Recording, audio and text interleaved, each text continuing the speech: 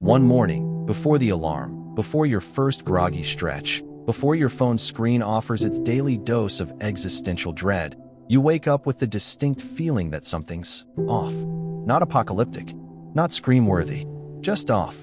Like the air in the room hums slightly differently. Like your skin is remembering a language it never spoke. You blink a few times. The ceiling stares back, as boring and beige as always. But something deeper vibrates beneath the ordinary. Then it happens. You roll out of bed, walk to the bathroom, still half asleep, and glance at the mirror. It doesn't reflect. No, seriously. There's no image. No fogged outline. No bleary-eyed human regretting every single carbohydrate from last night's dinner. Just nothing. Blank glass. The room around you, yes. Your toothbrush, yes. But you? Missing in action. Phantom of the Listerine. Naturally, your first reaction isn't panic, it's denial. You wave your arms. You stick out your tongue. You slap your own face to see if this is some dream sequence nonsense cooked up by your subconscious after binging too many bad superhero shows. Nothing. The mirror refuses to acknowledge your existence like an ex at a dinner party. And yet, your hands are solid. Your feet stub the nightstand. Your cat hisses when you accidentally step on her tail. You're very much here. Just not visually verifiable. That's when you walk back into the bedroom and your reflection does appear in the black screen of your phone. Only it's not mimicking your movements. It's staring at you, unblinking, and then it winks. You scream, quietly, because you live in an apartment with thin walls and you're still behind on rent. This isn't a dream. This isn't some lucid hallucination. You have a superpower. You, a person who once had to watch a YouTube tutorial to cook rice. Congratulations. You are now anomalous. You run the usual diagnostics. You Google things like, how do I know if I have powers, and symptoms of becoming chosen. The results are a mix of conspiracy forums, fringe Facebook groups, and a disturbing number of articles about people claiming they can speak to lizards through jazz music. You close the tabs. You sit on the couch. You think. Because here's the thing. Having a power would be cool if you had context, if you knew the rules. If someone in a leather trench coat knocked on your door right now and said, "We've been waiting for you. The time has come." But no one does. No one knows. No one seems to notice. You test it. You disappear in the mirror again. But your reflection in windows? Still there. Only a little delayed. Like it's buffering. You hold your hand over a plant and it perks up. Like it drank 5 espresso shots in 3 seconds. You stare at your dying phone and it pings to 100% battery. You touch a spoon and it bends like it's ashamed of itself. What is this? Telekinesis? Energy manipulation? A really elaborate food allergy?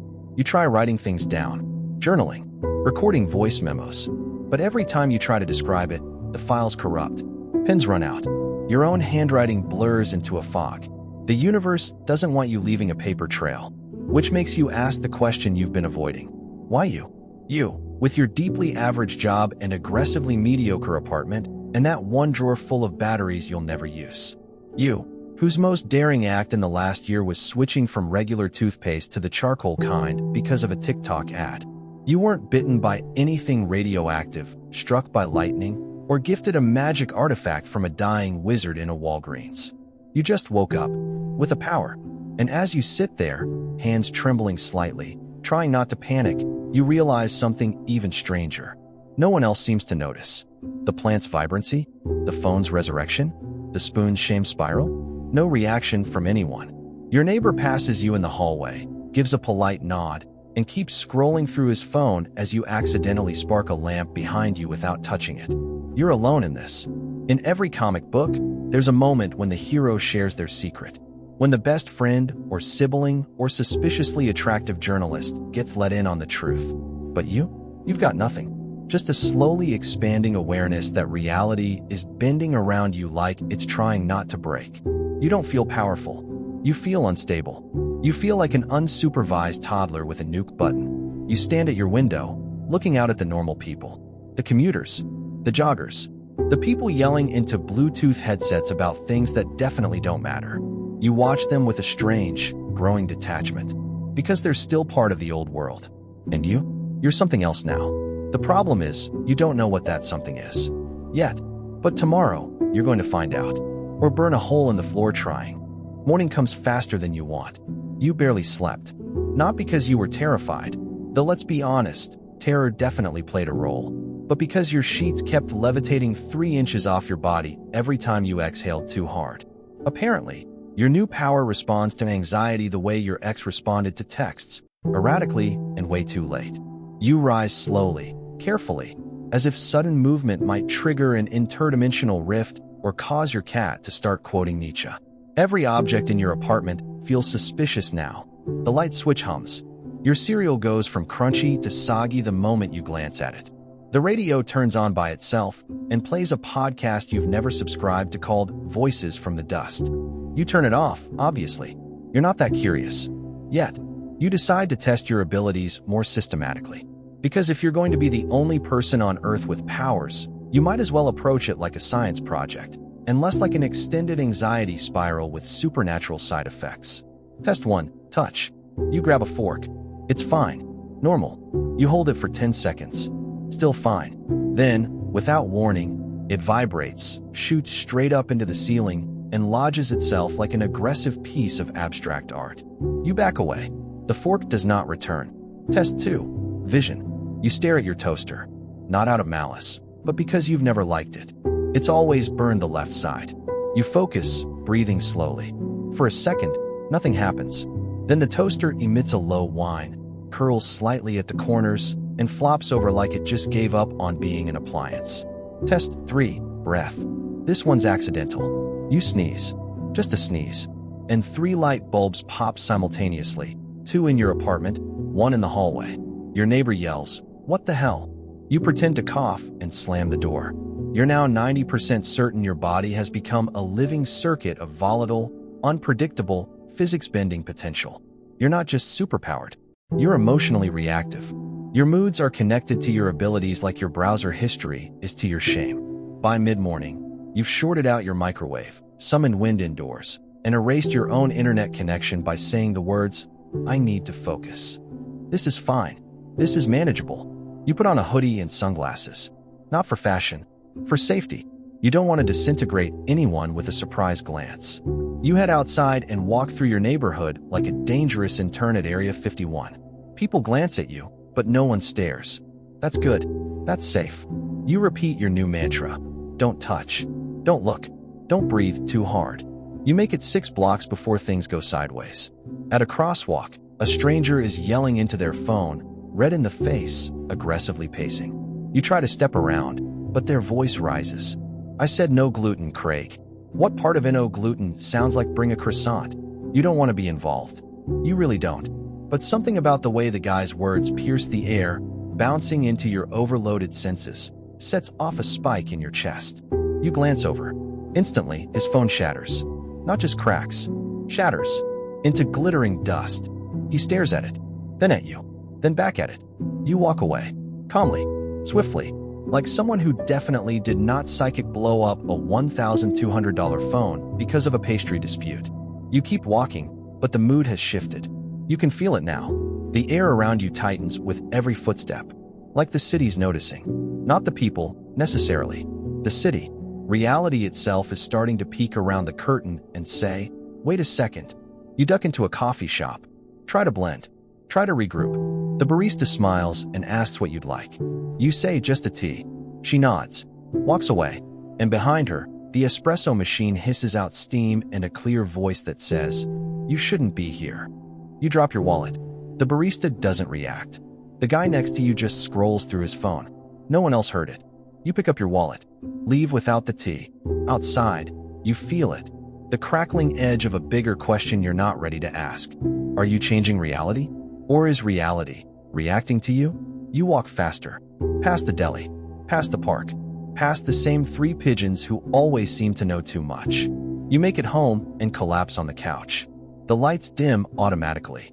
Your television flicks on and displays a static screen with a message, "Unknown input detected." You pull the plug. It stays on. You close your eyes. Try to breathe. You're not a superhero. You're not a chosen one. You're not even a science experiment gone wrong. You're a catalyst. And something is coming because of you. You don't know what it is, but you can feel it humming beneath your fingertips. And you're starting to think, maybe you weren't supposed to wake up this way. You wake up the next day to the sound of your cat meowing aggressively. She's staring at the ceiling again. You follow her gaze. Nothing's there. At first. Then, as your brain adjusts to the light and whatever unseen quantum fog you apparently sleep in now, you notice the faint outline of something shimmering above your bed. It's like a heat wave rippling through the plaster. You blink. It blinks back. You do what any sane, empowered, mildly traumatized individual would do in this situation. You slowly roll off the bed, grab your hoodie, and walk out the front door without making eye contact with your own ceiling. You need coffee, possibly an exorcist, but definitely coffee. The city is different this morning. Not visibly. Not in the way someone might spot and go, ah. Yes, the buildings are upside down today.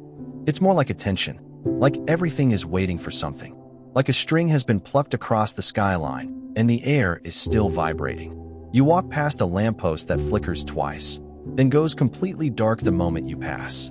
You walk past a woman jogging and her smartwatch screams 404 time not found before shutting down. Nobody says anything. Nobody stops. But their eyes linger on you now, more than before. You head to a coffee shop you've never been to. One of those hipster places that serves coffee made with moral superiority and single-origin despair. You step inside and for a second, just a heartbeat, the barista freezes. Mid-pour, like the frame rate on reality just dropped.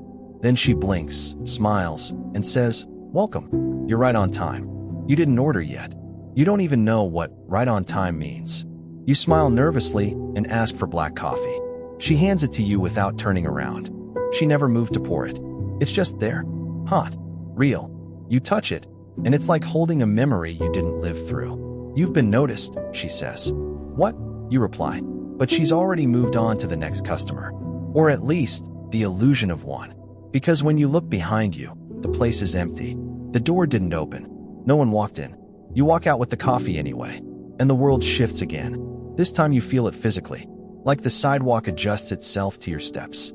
Like every storefront's reflection tilts slightly in your direction. You pass a newsstand and see a headline that wasn't there yesterday. Power surges confound experts. Localized anomalies grow. You keep moving. Faster now. You reach the edge of your neighborhood. The part where the city gets too busy to notice itself. But even here, things are wrong. A traffic light turns green for you before you even approach. A pigeon follows you for 3 blocks, walking like it's on a mission. And your phone, which you left off, buzzes in your pocket. You check it. No apps. No service. Just one notification. It reads, "Do not go home." You turn around so fast you almost knock over a street sign. It wobbles but doesn't fall. Instead, it bends toward you, like a sunflower catching the light. You feel watched. Not by people, but by the fabric of the world. You duck into an alley and try to slow your breathing. You close your eyes. Try to find a center. Any center. And that's when you hear it. Not in your ears. In your mind. A voice. No accent. No gender. Just presence. It says, "You are not the first." Your heart skips. You speak out loud, quiet, angry, terrified. "What do you mean?" Silence. Then again, "But you are the first to wake up alone." You drop your coffee. The puddle hisses against the ground. You back out of the alley. Back into sunlight. Back into the almost normal. You look up. The sky's still blue. Too blue. The clouds are spaced like pixels. The breeze brushes past you like it's trying to remember what wind feels like. And in that moment, you realize this isn't just you glitching. The world is bending around you like it's bracing for impact. You're not changing reality. You're unmasking it. And reality? It's not thrilled to be seen. You don't go home. You think about it.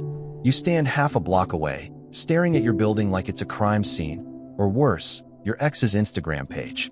Something inside warns you, loudly, repeatedly, with flashing neon metaphysical signs. Not today.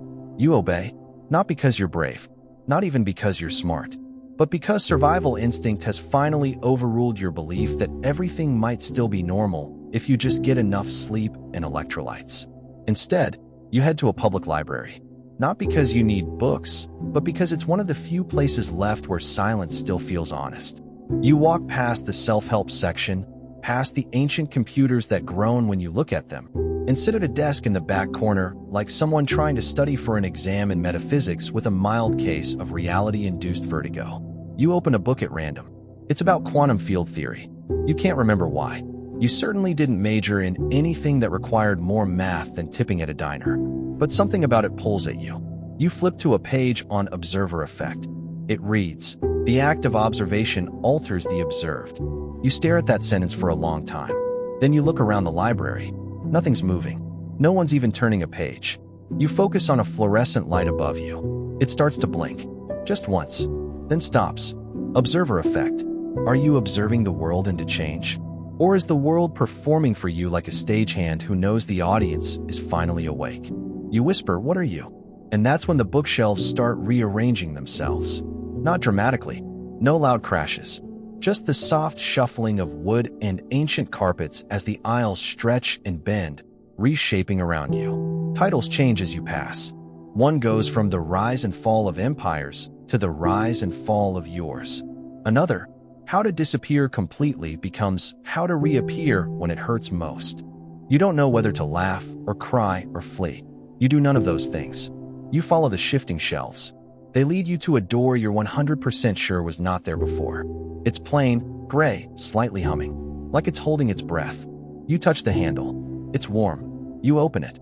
Inside is not a secret government chamber or a dusty wizard's den. It's a white room. Bright. Sterile. Empty. Except for one thing. A desk. And behind it, a person.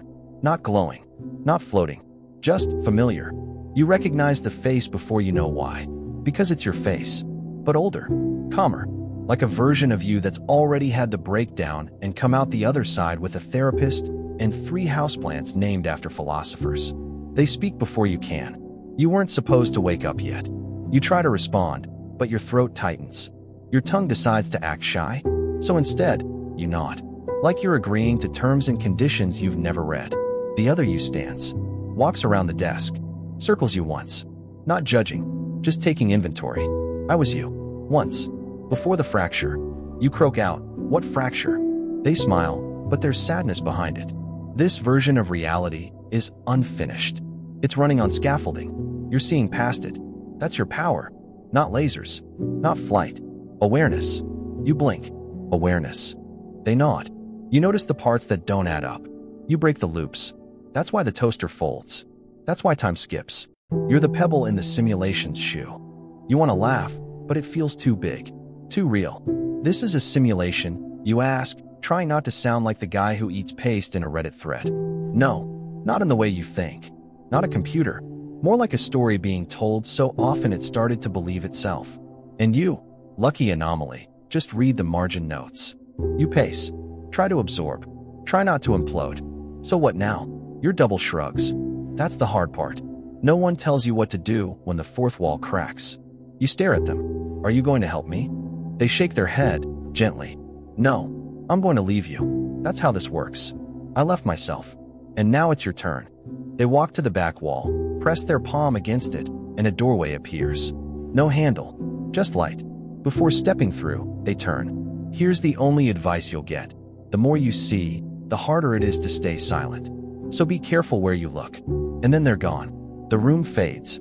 You're back in the library. The lights are off. No one's there. Your coffee from hours ago is somehow still warm on the desk. The book is gone. Your phone buzzes. New message. From an unknown number. It says, "It's starting. Don't blink." And for the first time since this began, you're not scared. You're curious. And curiosity, you're starting to realize, maybe your most dangerous ability of all. You step outside the library just as the sky turns the color of static. It's not gray. It's not white. It's that exact hue of a broken television set, back when televisions still had static. You blink once, and the sun flickers like a faulty light bulb.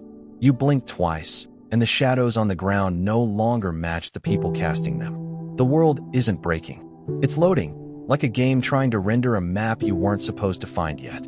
And it's your fault. You walk through the city, and it doesn't feel like your city anymore. It feels like a version of it from someone else's memory. Everything's familiar, but ever so slightly wrong. The shops are where they should be, but their names are in languages you don't recognize. The air smells like old paper and ozone. And everyone around you is moving just a little too smoothly, like their motions are being puppeteered by a script. You pass a busker playing a violin on the corner. There's no music. You stop. The man looks up. He has no eyes. just skin where his eyes should be. Smooth. Blank. Like a mannequin halfway through being rendered. He turns his head to follow your motion anyway. You don't wait for whatever would come next. You walk faster. No one else reacts. The pedestrians move around him like he doesn't exist. Or like you don't. You try to call someone. Anyone. But your phone's screen only says one thing now. You are now the only observer. You throw it into a trash can. The trash can disappears. Not explodes. Not vanishes in a puff of logic. It just unexists. You blink and it's never been there. The pavement is smooth, unmarked. Your phone? Never happened. You try to sit down on a nearby bench to breathe, but the bench hums under you like it's confused why it exists. You realize, with a cold thud in your chest, that your presence alone is making things unstable. Not metaphorically, not emotionally, literally. Your awareness is a virus in the system. Your consciousness is introducing entropy into a carefully managed lie. The universe, or whatever is pretending to be it, is improvising now, desperately trying to keep you calm, to keep you distracted, to keep you from noticing the walls peeling away like wet wallpaper in a dream. You walk into a building. Any building. It happens to be a diner. The kind with booths and checkered floors and menus laminated for the convenience of nostalgia. But the second you step inside, the diner freezes. Like time hit pause. The waitress stands mid-pour, coffee hovering. A couple in the corner is frozen with their mouths open, as if mid-joke. The ceiling fan isn't spinning. It's floating. You hear a voice. Same one as before, but not in your head this time. You need to stop. You spin around. There's a man in the doorway. He looks normal. Too normal. He's wearing the kind of face that looks statistically averaged. Brown hair, medium height, forgettable jacket. But his eyes flicker. Not blink. Flicker. Like lights fighting static. You ask, stop what? He tilts his head. Stop realizing. You laugh. Not because it's funny, but because you're inches from cracking like glassware in an earthquake. Why? What happens if I keep going? He frowns. The entire diner trembles. You'll reach the colonel. You stare at him, not understanding. He continues. The center of the lie. The first truth. The moment everything began pretending to be. You open your mouth. He holds up a hand. Not to stop you. To show you something. His hand is empty. Then it's holding a cube. Then it's gone. Then his arm isn't a hand at all. Just light. Just data. You step back. You're not real. You whisper. He nods, almost sadly. No more than anything else here. I was a patch. A firewall. A response unit for anomalies. You're an anomaly. You swallow. I didn't ask for this. No one ever does. He moves closer. You don't move away. You still have a choice, he says. Go back. Forget. We can fold the story around you again. You'll be comfortable. Unaware. Just like before. You shake your head. What's the other option? He doesn't answer. Instead, the ceiling cracks. Not physically. Conceptually. The idea of a ceiling fractures. You look up and see stars. Not just stars, but diagrams, timelines, code. Possibilities. You're staring at the inside of a blueprint that never meant to be read. You feel your thoughts stutter. The man sighs. You're getting close. Then he's gone. No poof. No dramatic exit. Just removed. Like he never made the final cut. You step outside. And the street is different again. The people aren't people anymore. They're placeholders. You recognize the same 10 faces cycling through different clothes, different postures. One woman walks past you 5 times in 3 minutes. You sit down. And for the first time, you don't feel scared. You feel inevitable. Because now you know what you're really facing. You're not just waking up to your powers. You're waking up from reality. And the dream doesn't like it. The world doesn't end with a bang. Or a crash. Or some angelic chorus to signal a divine error message. No, it ends with a polite little click. The kind of sound your brain might file away as, oh, maybe the thermostat turned off. Except this time, the entire environment flickers like a dying PowerPoint slide. Trees freeze mid-sway. Birds stop mid-air, wings outstretched. The clouds pause like they're waiting for direction from a script supervisor. You're in the middle of a quiet apocalypse that only you seem to notice. You stare down the street. People move like mannequins being puppeteered by a budget-conscious simulation engine. A man crosses the street and walks into a mailbox. Doesn't trip, doesn't flinch, just clips through it. Legs halfway inside the metal like physics is tired of holding the show together. You're no longer in a city. You're in a memory of one. Or worse, a a rehearsal. The cracks are spreading, and every second you stay aware, the seams become more pronounced. That chill crawling up your spine isn't fear. It's recognition, because on some deep level, a layer of your mind you didn't even know existed remembers this. Not as nostalgia, as return. You walk, past people who no longer look at you, past buildings that don't cast shadows, past a row of parked cars, all with the same license plate number. Your feet bring you to a place you haven't visited in years, an abandoned train station. Closed for renovation 10 years ago. Or was it 12? No one ever really paid attention. You step through the chain-link fence like it's water. Inside, the station is pristine. No graffiti, no dust, just stillness. An artificial cleanliness. Like a movie set waiting for extras to arrive. You see a sign. It's not written in any language you know, but your brain reads it anyway. Observer, proceed with caution. Rendering unstable. You laugh, not because it's funny, but because this whole thing stopped trying to make sense about 3 subway stops ago. The only rule that still applies is, don't trust anything that makes too much sense. The stairs descend into what used to be a tunnel, but now it stretches far too long, like it was copied and pasted without checking the proportions. You descend. Lights flicker on as you walk past them, and each one hums a little louder than the last. They're sinking to your heartbeat. You reach the bottom and find something new. A door. No handle. No hinges. Just a flat surface with a symbol on it, a spiral made of eyes. You blink. One of the eyes blinks back. You say, screw it, and touch the spiral. The door folds open like a page curling into fire. What's behind it isn't a room. It's a version of the world where the buildings breathe, where the sky loops like a GIF, where every street corner is populated by people who all look like you, wearing different regrets. One version of you wears a lab coat, another, a prison jumpsuit. One sits on a throne made of television remotes. One weeps beside a coffin made of mirrors. They all stop and look at you, and for the first time, you feel truly seen, not just observed, but understood. Like this is the audience that was always meant for you. Or maybe, you were always meant for them. You walk into the version. Reality reconfigures around your presence like water taking the shape of a bottle. Your phone buzzes in your pocket again, the one you threw away. It's back. Of course it is. You look. The screen reads, root access granted. That phrase means nothing and everything all at once. It hits you like deja vu soaked in electricity. You've stopped being a user. You're the admin now. You're not just waking up in a world that's breaking. You've become the glitch that rewrites the code. You sit on a bench made of static. The wind smells like half-finished thoughts and burnt toast. You ask the air, what am I supposed to do with this? And the air replies, not in sound, but in understanding. You see possibilities, not metaphors. Literal, alternate threads, branches of potential. Worlds where you never got these powers. Worlds where you always had them. Universes where you rule, fall, vanish, rebuild. You're standing in the operating system of your reality. And the cursor is blinking, waiting.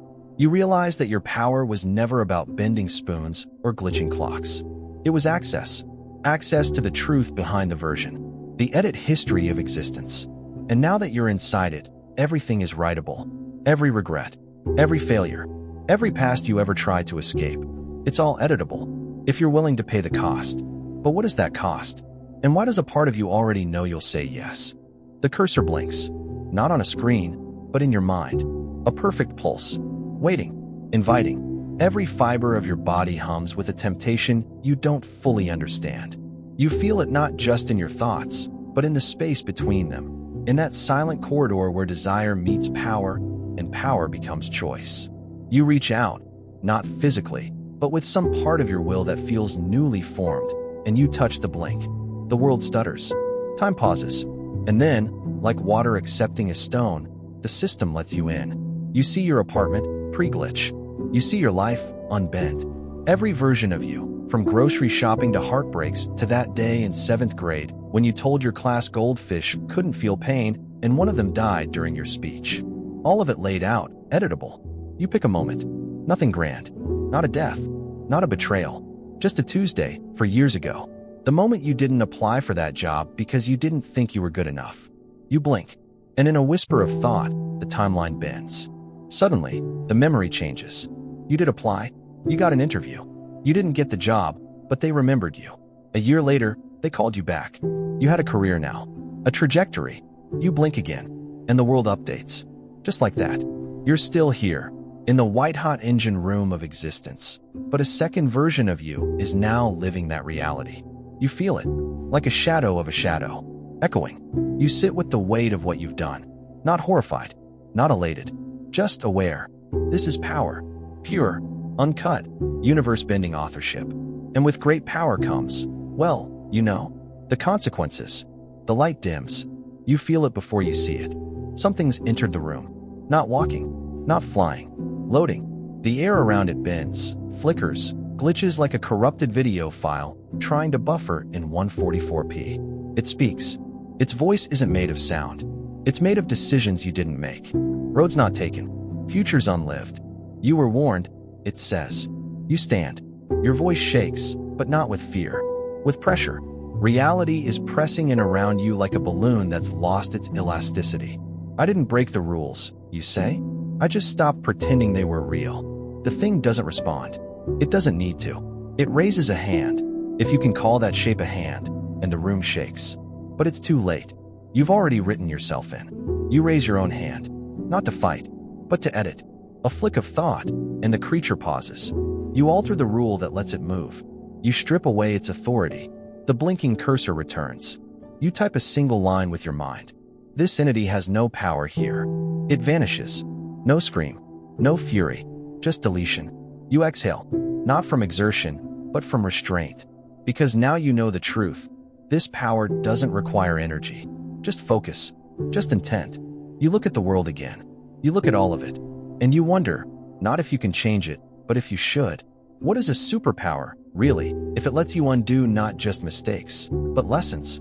What's the cost of rewriting pain? Of erasing embarrassment? Of smoothing over every jagged edge that made you human? You pull back from the edge. Not because you're afraid of the damage you might do, but because you're afraid of who you might become if you stop being shaped by anything. And that's when you feel it. Something watching you again. But not the entity. Not a system. People. Real people. You turn. And through a thin glass wall, you see a room full of eyes. Some wide with awe, some narrowed in fear, some full of envy. You recognize them. They're the others like you. Or maybe, the ones who came close but never finished the journey. Anomalies, broken code, chosen glitches, and they're all staring at you like you're the new patch. The new god. One of them approaches the glass. They press a hand to it. You mirror the gesture. They mouth something. You can't hear it, but your new sight translates anyway. Now what? It's a fair question. You've opened the door to godhood. You've walked past every firewall designed to keep reality comfortable. You've outlived your own script.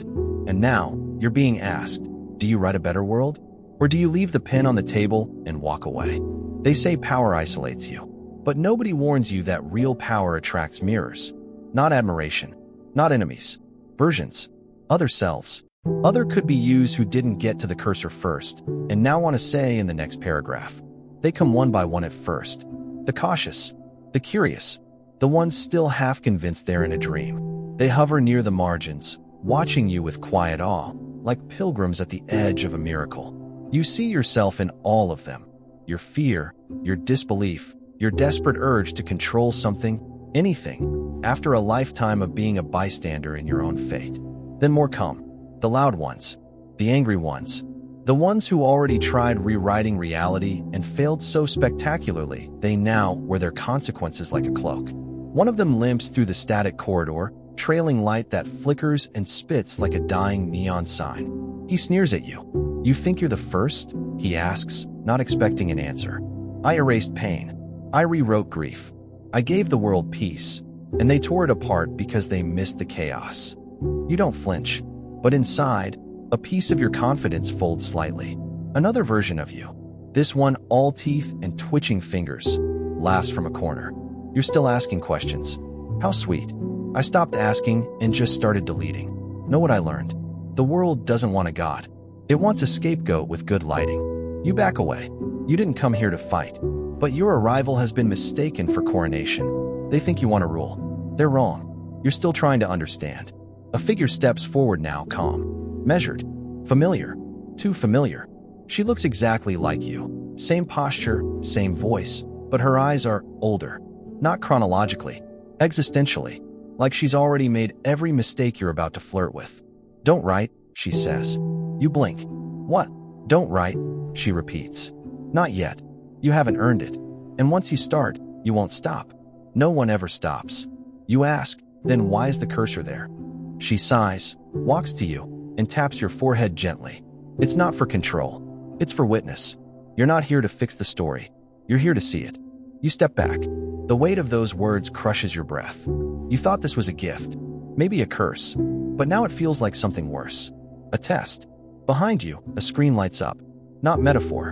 A literal screen, stitched into space like a window into somewhere else. You see the original world, the one you left behind.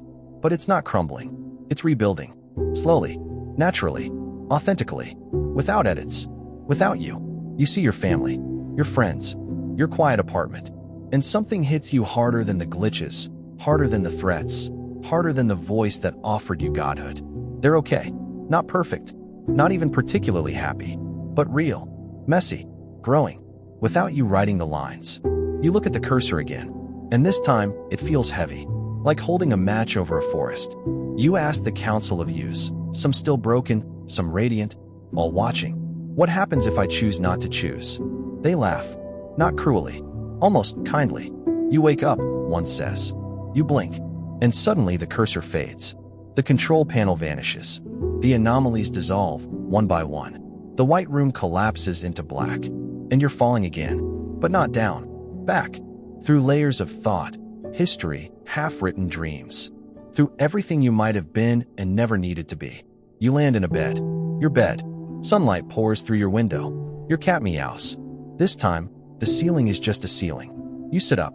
Your phone buzzes. Normal. You step outside. The world doesn't shimmer. It doesn't flicker. It breathes. You pass the same people. You smile. One of them smiles back. They're real. All of them. You feel your power still there. Dormant. Like a secret tucked under your skin. But for now, you leave it untouched. Because sometimes, the greatest superpower isn't rewriting the world. It's choosing not to. You live quietly at first. Days pass. Maybe weeks. You stop counting. You drink coffee again without wondering whether the cup is a simulation. You look both ways before crossing the street. Not because you think time might glitch, but because, frankly, cars still exist.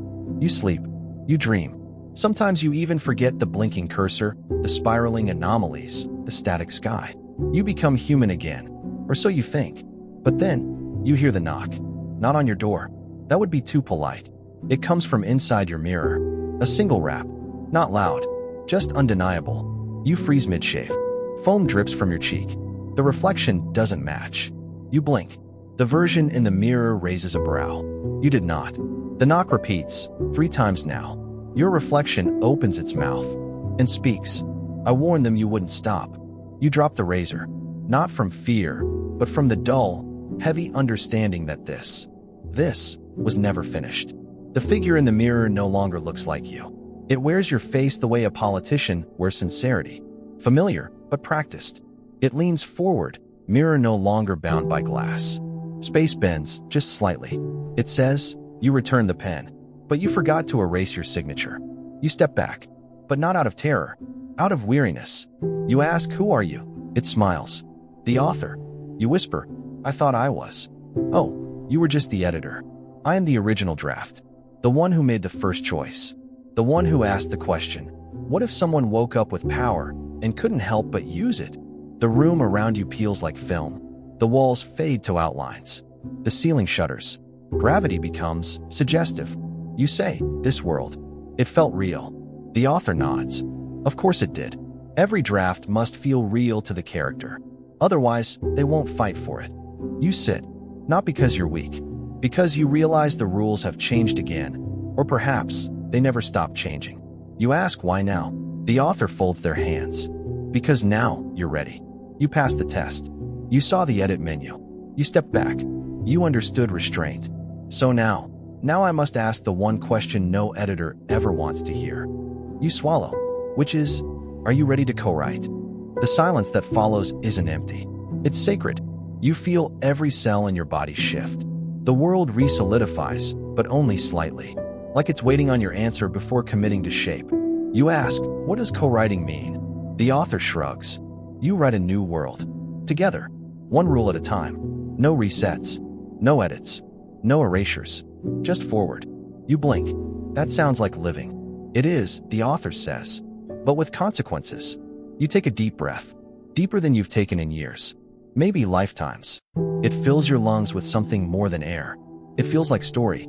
You ask, what if I say no? The mirror flickers. Then the cursor goes to someone else. And maybe they won't hesitate. And that's the terror, isn't it? Not that you might fail, but that someone else might succeed badly. You look around your apartment, at your books, your scratched floors, your worn-out sneakers by the door, all the flawed, brilliant things you didn't write. You whisper, all right. The mirror shatters, not into glass, into pages.